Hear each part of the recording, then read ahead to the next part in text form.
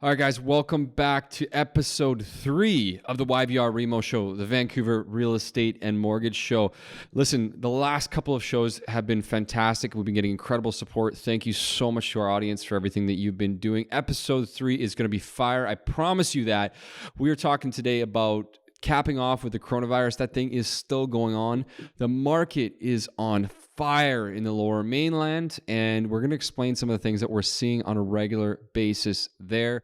The highlight of the show today is really about 4 opportunities to make money in real estate and investing. What does that look like? I think a couple of them will surprise you guys. We'd love to hear some feedback, so make sure to send us a message, drop us a note, subscribe, all that fun stuff. I'm here with my partners, Deryk and Dean. We're from Thrive Mortgage Co. Thank you again today, Farm Brewing, for the support. Guys, listen to the show. Let us know what you think.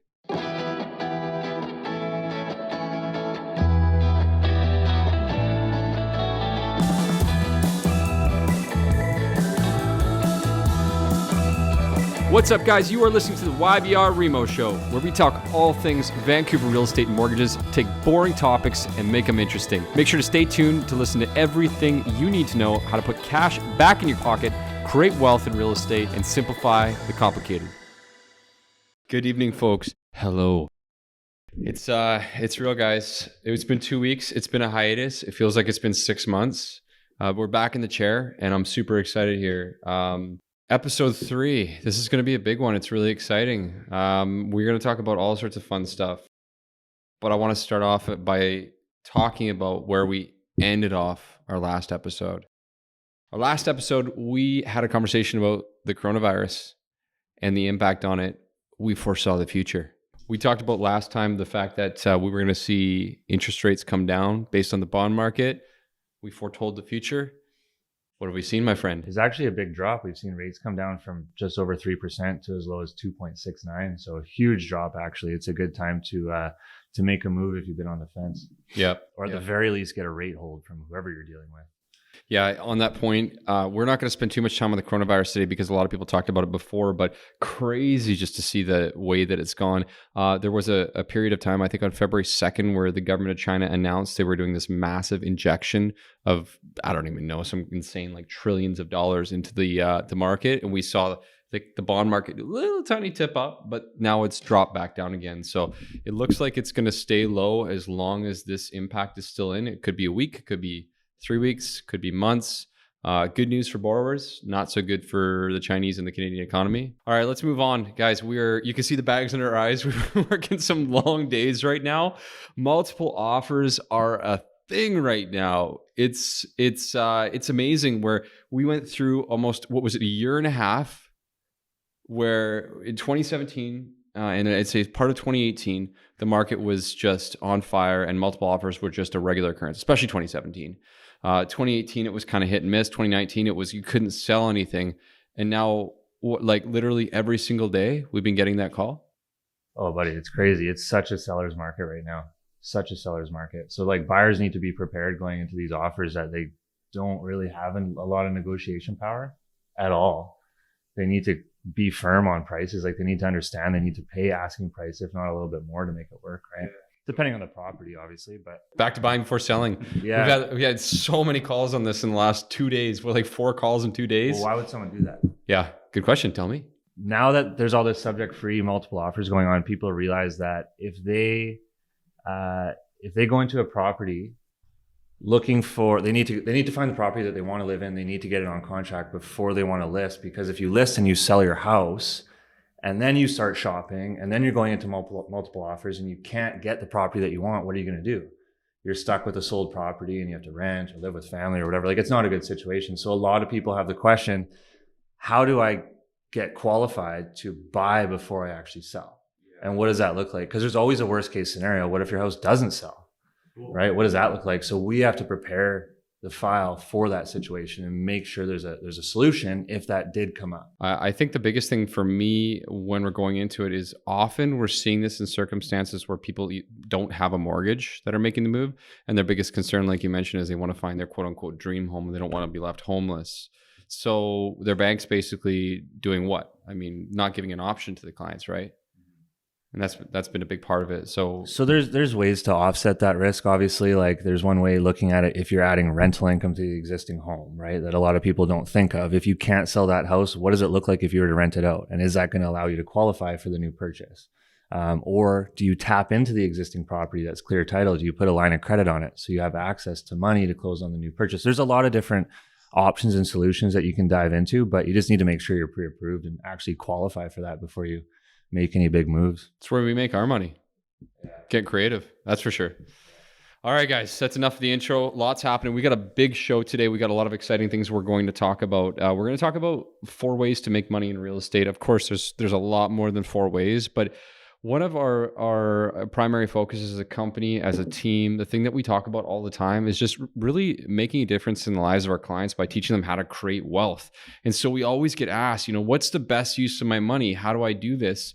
And often we will, on the flip side, we'll talk to people about this and they'll say, I don't think I can do that. I don't know if that's an option where I can create wealth or make money or invest in real estate. I'm actually having the conversation with a family member right now about this and showing them it is possible and this is what it looks like. So we're going to dig into 4 of those different options today. Actually, things that some of us personally have done and have a lot of experience with, and things that we've seen and helped all of our clients with. So Deryk, why don't you start us off here today, buddy? We got an exciting one to kick off with, I think. Yeah. This has actually been a pretty hot topic lately. We did a presentation last week on this for a bunch of people that are actively thinking about buying and building. So a lot of people think about construction financing and they think it's unobtainable. Not sure why. Maybe they think that there's you need 50% down on the land. There's a lot of rumors that float around depending on who you talk to. So we've been doing a ton of construction financing, and it's actually a great way to not only build your dream home and build what you want to live in, but to make money doing so. A couple of the biggest aspects where you can see financial gain is, number one, if there's tax differences, right? So if you compared buying a lot, you're going to have GST costs, right? So this is a comparison of building a home to buying a brand new home. So if you were to buy a lot, you're only paying GST on the lot, right? Whereas if you're buying a brand new home, you're paying that 5% GST on the full amount. So it pretty well doubles, if not more, that GST tax bill. Not to mention the property transfer tax. This is huge. You're only paying property transfer tax on the lot. You're not paying property transfer tax on that much higher purchase value if you were to buy a brand new home. So we're doing this right now for some clients. This is pretty high end and it doesn't fit for everybody. But they're spending about $1.7 million costs, right? So they're buying the land and they're building their house for $1.7 million. We did a comparison. They figure their property is going to be worth about 1.9, 1.95 when it's done. So we ran a comparison to show them the cost differences from building to buying. Just on the tax piece is $80,000. Massive, huge, right? Huge. Let's bring that back down to earth for a second before we get too much further. So there were a lot of numbers that we just talked about, and I know that some people are into that and some people aren't. But let's just talk about this like logistically again. Like, why on earth is someone looking to build a property? In this case, it's in Langley, and spend have it cost $1.7 million. Like, where does that even make sense right now when you could find I don't know, maybe a different property, a different price point? I know why, but let's break it down for these people. Totally. So this is actually a new development in Brookswood. It's called the Brookswood Mills. Beautiful, beautiful area, big lots. It's going to be surrounded by very nice homes. Everybody's building fairly consistent, big, brand new homes in a good spot. Not to mention that all of these properties are going to have a suite that can also be Airbnb'd. So as much as, 1.7 million seems so out of range and it's massive, and like, how does anybody afford that or even qualify for it?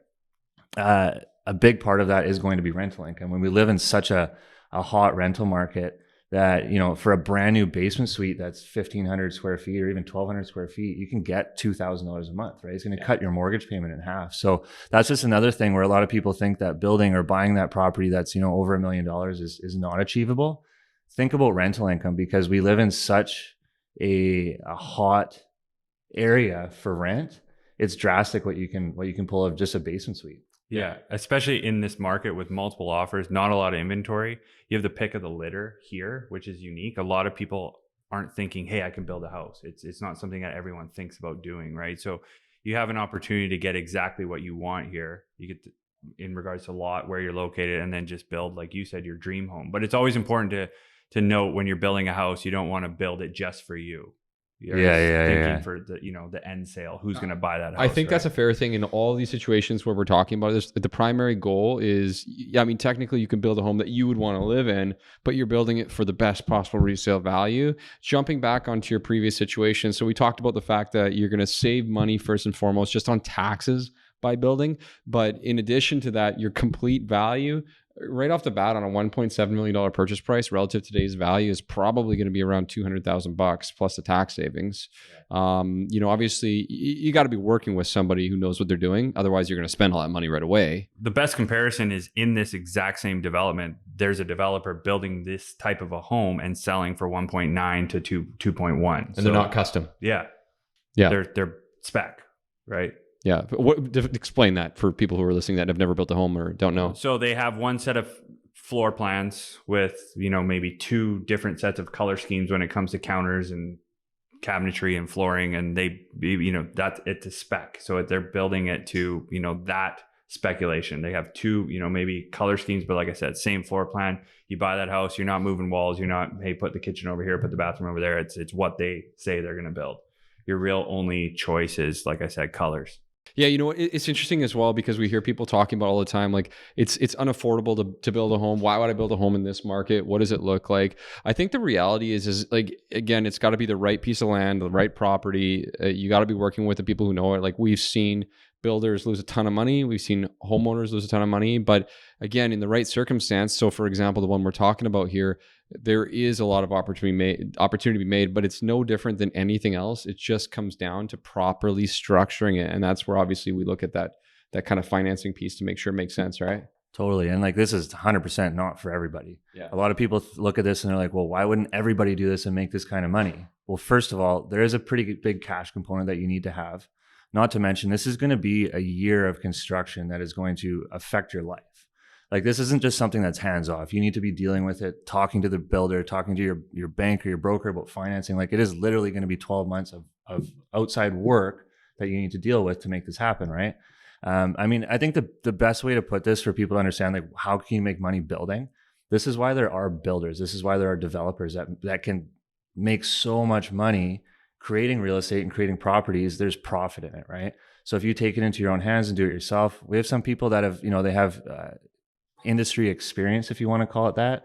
People can do self builds, right? Where you're actually managing the build yourself. So you're dealing with the trades, you're dealing with all these things. And in that, you're going to make a lot of money doing that. But again, it's a full-time job for a year. Yeah, it's the right place. It's the right project. It's the right people you're surrounding yourself with. This particular project, we're working with a group of professionals, whether it's the realtor, us on the finance side, the framers, the electricians. It's a group there that's been assembled. And that's for this, I recommend this particular site for many people. You know, if you're building down the street on the site that doesn't have all those pieces, all those support, all those people to support you, then it's probably not an ideal situation if you've never done this before.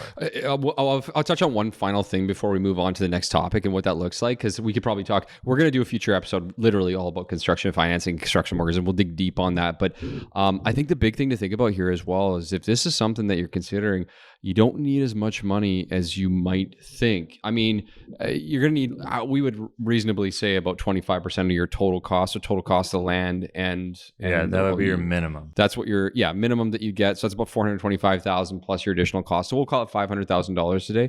But there are a lot of people out there. There's a lot of families that have way more than $500,000 in equity in their home. So talk to your mom, talk to your dad, talk to your grandpa, get them on board, because at the end of the day, you know, if you're going to look at an opportunity to create some real family wealth, this is one way to do it. So the more you bang the table, the more. Oh, right. I'm banging the table. So the podcast is going to suck. I'm sorry for everybody who's listening to this right now. All right. Let's move on.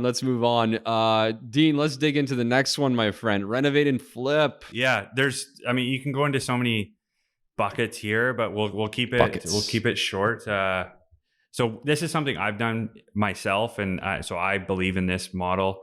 But basically, looking at buying a vintage home, so buying a home in, you know, really any time before 90.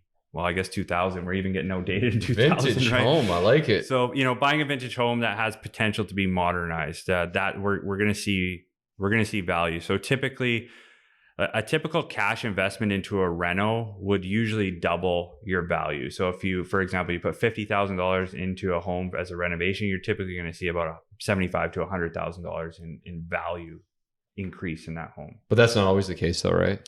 Well, it depends on what you're doing for sure. Like if you're putting $50,000 into a home that was built in 2010, you're probably not going to see much value in return, right? Because you're fixing something that's already what we would call modern already, right? Now it's just coming down to color preference and flooring preference. But when you're looking at a home that was built in like the early 90s or the late 80s, 70s, it's pretty common in this area. If you put that kind of money, you should see that type of a return.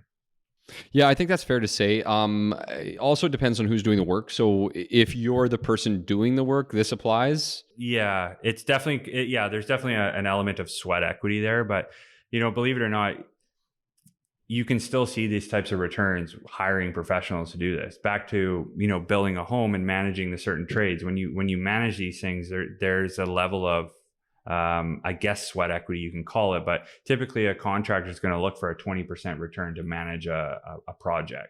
This would be considered a project. And if you were hiring a full management team to do this for you, there's about 20% there that they're going to realize just in profits and markups. So if you're just simply doing this on your own and hiring the specific trades to do it, to do the project for you, you'll still see a very, very close, profit to what I mentioned. I think there's two huge pieces going into a purchase and reno and flip. Is number one, you need to make sure you have the right financing. Like you do not take a 5-year fixed mortgage if you're planning on selling this property in 6 months. When you're done the renovation, you'll have huge penalties, which you're going to cut into your profits. So making sure you're set up with the right product, right? But whether it be a line of credit or a variable. And outside of that, working with a realtor that can help you understand neighborhoods, right? Like you want to be in a good central neighborhood close to transit. Like there's all these different pieces that come into play that a lot of people don't think about. Marketability. And how long are you holding this flip? Are you going to keep it and live in it for a year? There's a tax component here. Yeah. If you keep the property, you live in it, you hold it for a year, you technically now don't have to pay tax on it because it's your primary residence. Whereas if you're buying multiple other properties, then you have to consider that as a cost, right? So that's a good point. How long are you living in it? What is that product? I think that's the product piece is actually something that's never talked about. And I see, so we did a few flips actually last year in a down market for one of our clients, and he was pretty successful with it. In his circumstance, after reviewing the file, we actually chose to do a private lender for his situation, which a lot of people think is absolutely nuts. But because he was doing so many of these flips, the cash, having it available and getting rid of it as quick as possible was the most important thing without qualifying.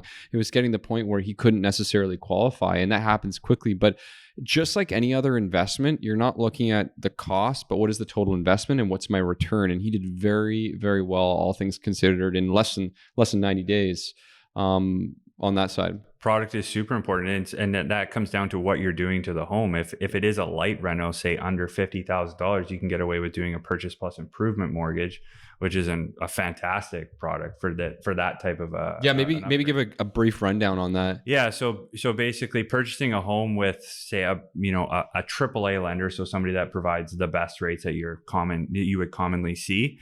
They will actually allow you to borrow an additional $40,000 to upgrade the home. I think we've touched on this in the past. Did we touch on this in the podcast? I think we've already touched on this, but in high level, basically you would submit a quote of what you're looking to do. So I'm going to upgrade the kitchen. I'm going to upgrade the master bathroom. I'm going to do some tile. $40,000, believe it or not. $40,000 goes quick. Gonna put a sweet toilet in there. It's good. And then the bank would say, "Yep, no problem." So what you would do is you go out and you'd buy the house, and there'd be $40,000 there waiting to basically reimburse you for those upgrades. So typically, you need to have that $40,000 readily available on your own, and then the bank would replenish that for you. But where we've seen some strategies is where contractors will actually come in, complete that work, knowing that $40,000 is in trust. And then they'll be paid back from there. So we've seen it work where you don't actually have to have the money, but kind of like a dumbed down construction mortgage where you get a draw to close and then you do some work and then they replenish your funds, right? The key is it's not for everyone because it's capped at 40,000. Sometimes there's an exception to, a little bit more, but we're really looking under that 50K threshold. So it's not for everyone. It's not for every renovation. But going into the next topic here under renovate and flip is finding a home that you could suite, so you can put a suite in.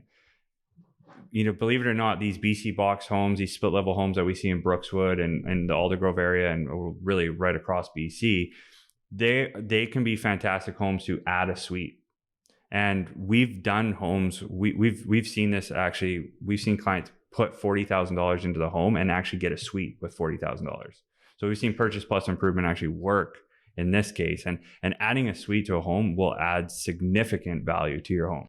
Not only just that, on that same side, but adding the suite's going to add value to the home from an outside perspective in terms of selling, but from an internal perspective, it not only, like, if we're putting $50,000 into a suite, but we're getting $1,100 return or $1,200 back, you're paying basically, if you're borrowing that money, you're paying $200, maybe $250 on your mortgage payment, but you're getting $1,200. You're actually netting $1,000 a month there, which is pretty surreal, right? So that's another investment opportunity to pay yourself for living in your house, right? Totally. And when it comes time to sell that property, you have a totally other umbrella gamut of clients that can essentially purchase that property, because a ton of people that are buying these $1 million homes need rental income to qualify, right? And if there's no suite, you're dealing with a totally different demographic of buyer. I like it. The gamut and the umbrella. Yeah. It's getting real here. I mean, the other value here to doing a suite, especially under a purchase plus improvement product, is if you can actually use that future rental income to qualify for that mortgage.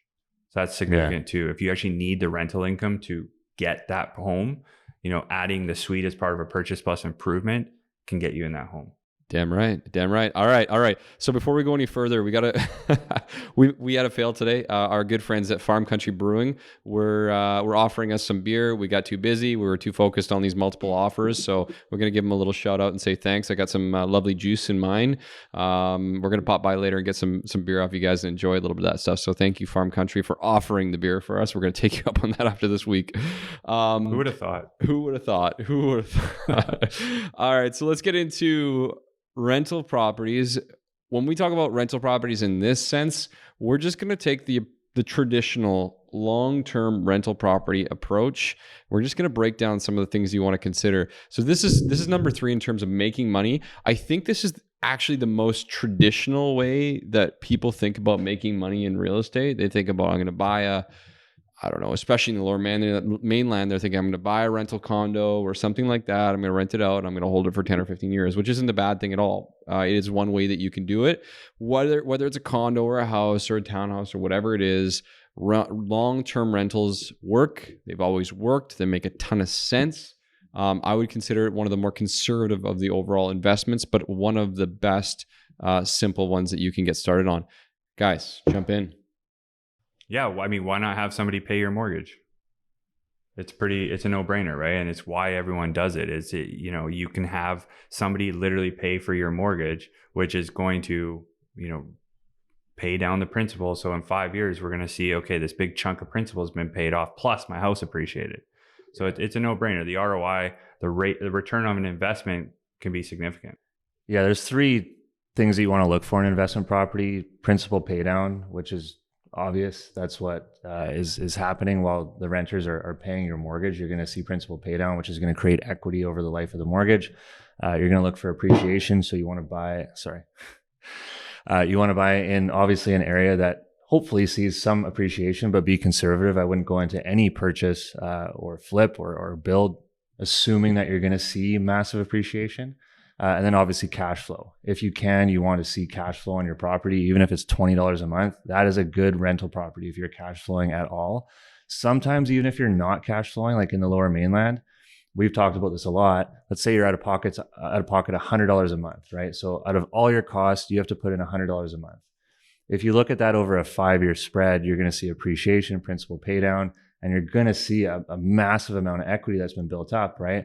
And when you think about that on the flip side, what other investment can you put $100 a month into that's going to grow $50,000, $60,000, $70,000 over 5 years, right? Yeah, we're talking about upwards of a 70% return on investment in a scenario where you're out of pocket, say $150 a month. There's nobody you can give $150 a month to and have that kind of a return. It's just, it doesn't exist. And a lot of people that I talk to about investment properties, they're like, hell no, I don't want to have a tenant. They're going to wreck my house.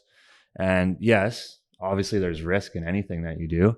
But where we live, especially, if you put a condo or a townhouse or a detached home up for rent, you're probably going to get 30 to 50 applicants, right? Like you literally have the pick of the litter.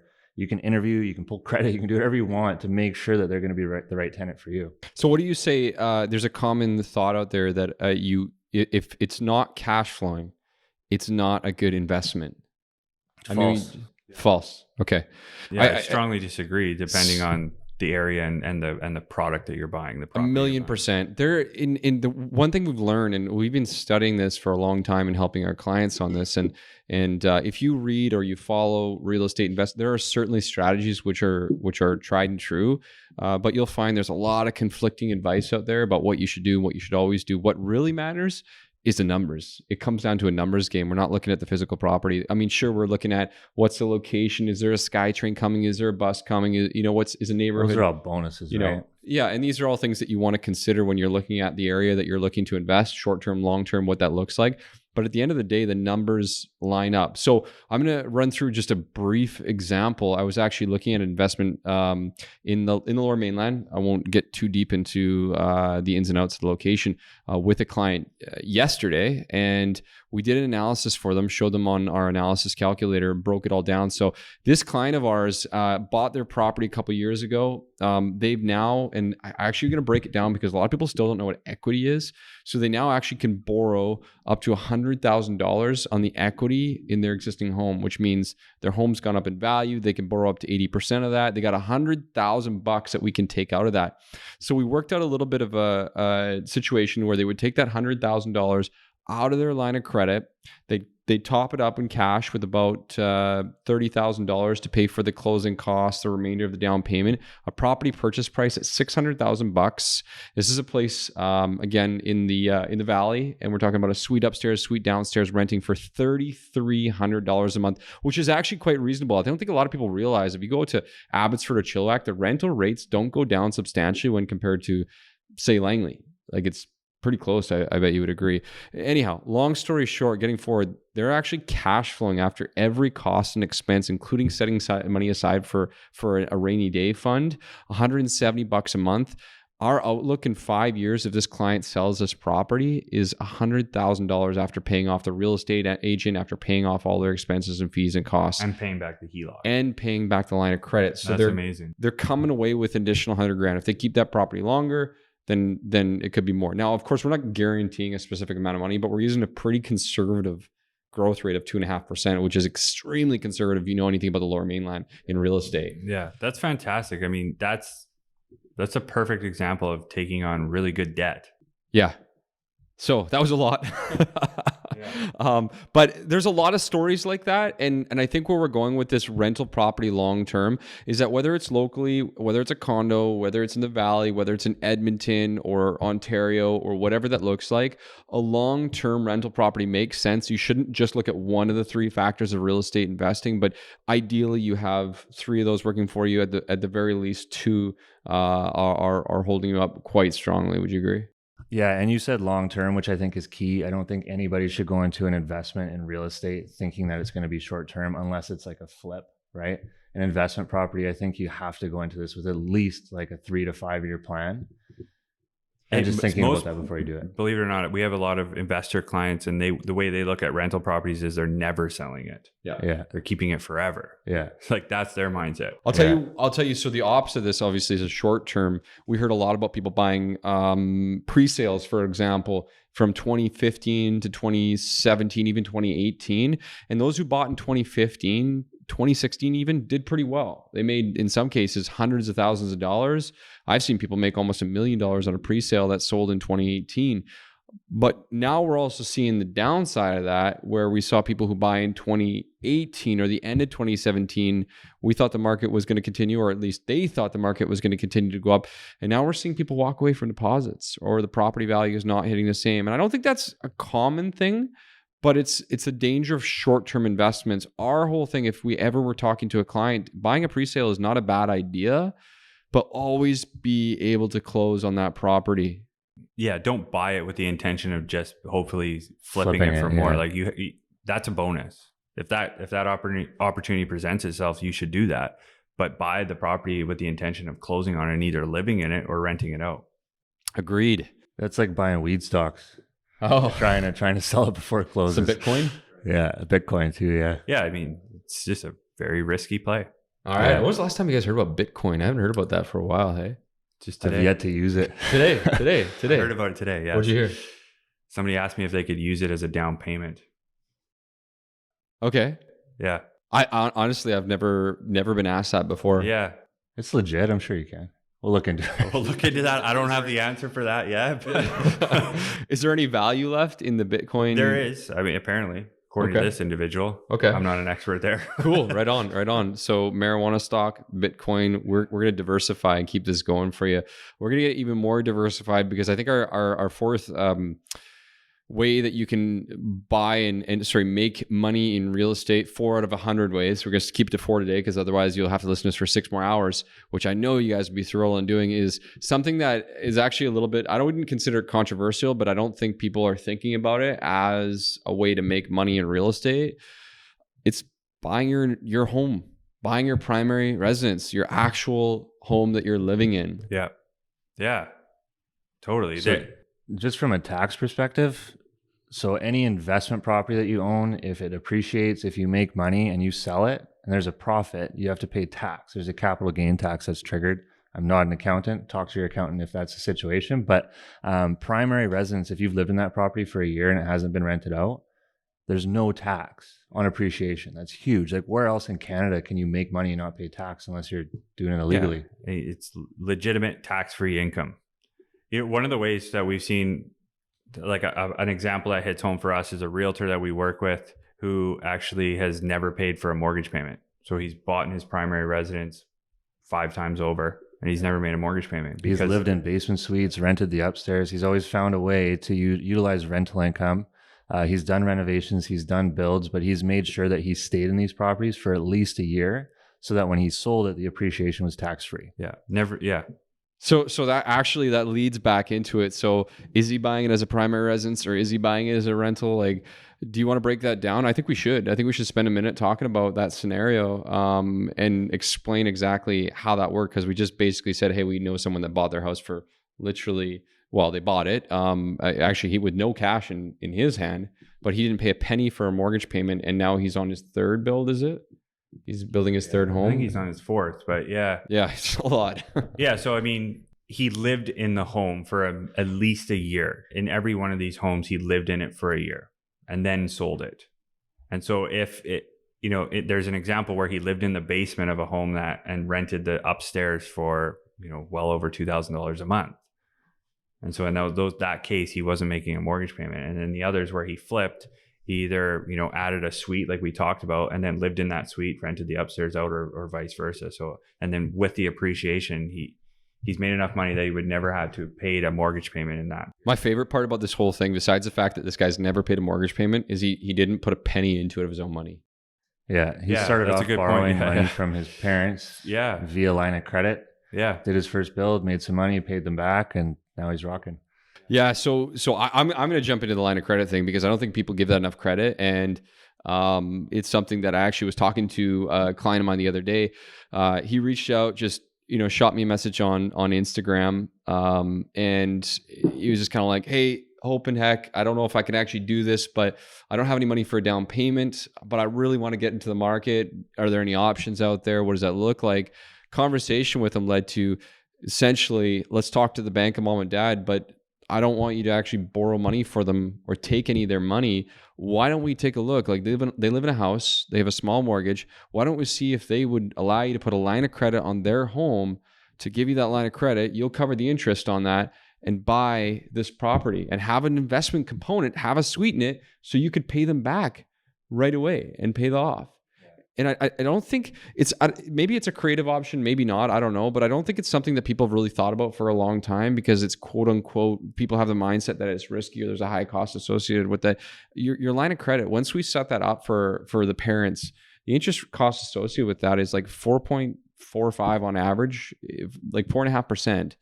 Yeah, prime plus 0.5%. So I mean, and that can change if the Bank of Canada changes rates and decreases prime, your rate's decreasing too. So there's that component as well. But I think that like a lot of people, I don't want to ask my parents, or maybe my parents are too conservative, but if you're actually going to go through the motions and have that discussion, like work with somebody that knows what they're talking about, and they can help you build a plan to present to your parents. Like if I call my mom and asked her for $300K today, she'd probably say no. But if I told her what it was for and how I was going to pay her back, she might actually consider it, right? So build a business plan. Yeah.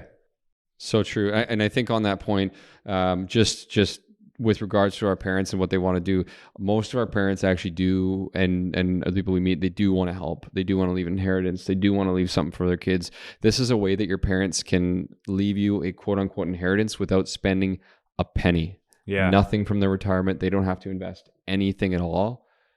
And they've helped you immensely. And it's amazing what the power of multiplying can do. So this individual borrowed, I think it was $150,000 of a line of credit from his parents, and the second home, that was all paid when he bought the second home. That was all paid back, and then the second home was bought with his new earned money. Yeah. So it's pretty amazing, right?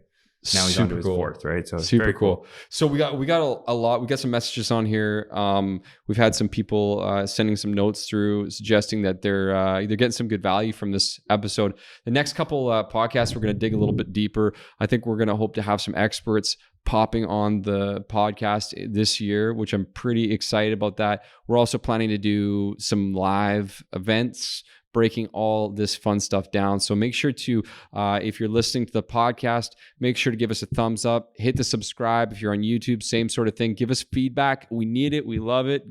This is all new to us, and we're just trying to give as much value as we possibly can. So guys, from Dean, Deryk, myself, Thrive Mortgage, thank you so much for tuning in. We appreciate it, and we'll catch you guys in a couple weeks' time.